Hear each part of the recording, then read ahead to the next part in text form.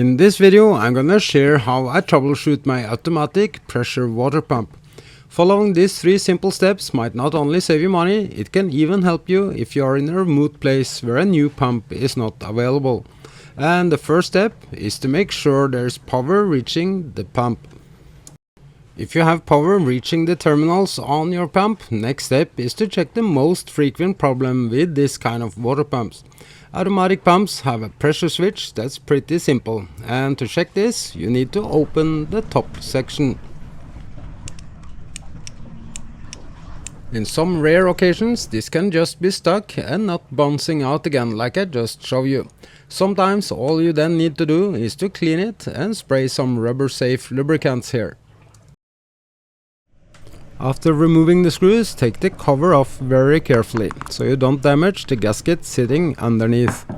This plastic part is what the rubber membranes are pushing like a piston through a cylinder when it reaches the designed pressure.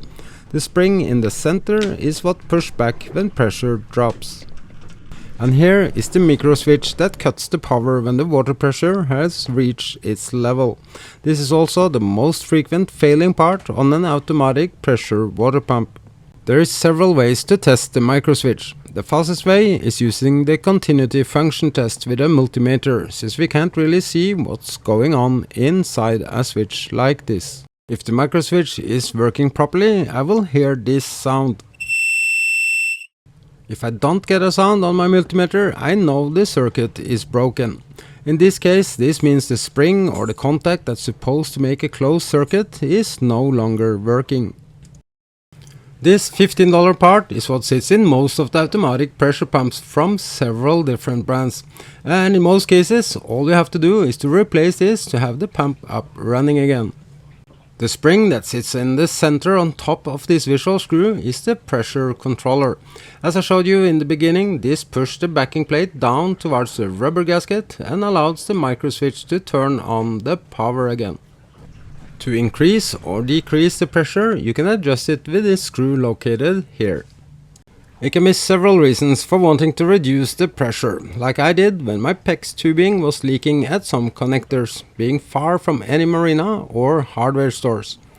It can even be nice to know how to increase the pressure if a new pump is not giving the pressure you expected. A tiny adjustment down will allow your pump to build up a higher water pressure in your system. If you can't build up the desired water pressure or your pump is constantly running, it can be several reasons. The most frequent reasons are either a leak in your water loop or wrong settings in the automatic water pressure pump. If this occurs after replacing the pump, it can be you need to increase the pressure, like how I just showed you. As it do happen, the replacement pumps not always are correct tuned. The very same trick can be useful after replacing the micro switch, as the pin can be slightly different from the original. As an emergency solution, it's possible to jump wire the micro switch, either by just connecting the cables together if you already have a main power switch for your water system, or you can make just a loop with a manual switch to turn the water on/off. But this requires awareness. Remember, this can create way too high pressure on your existing plumbing and must not be running without the tap open. Otherwise, the consequences will be too high pressure and provocated leaks at the weakest spots.